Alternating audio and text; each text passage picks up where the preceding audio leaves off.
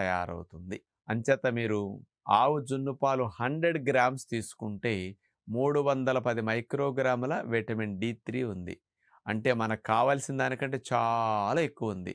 Vitamin డి3ని body store చేసుకోగలుగుతుంది కొన్ని రోజుల తరబడి.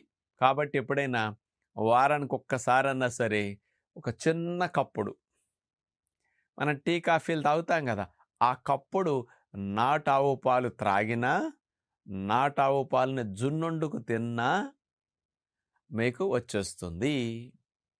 అంటే సైంటిఫిక్‌గా ప్రూవ్ అయింది కాబట్టి నేనింత క్లియర్‌గా చెప్పగలుగుతున్నాను. ఆవు పాలు శ్రేష్టం అనేది తల్లిపాలు తర్వాత ఆవు పాలకి నంబర్ 1 స్థానం అని చెప్పడం వల్ల అందరికి ఇంపార్టెన్స్ పెరిగింది. ఇప్పుడు ఈ నాటావు జున్ను పాలు మాత్రం మరి తక్కువగానే దొరకొచ్చు. ఎక్కడ మీకు దొరికితే వదలకండి.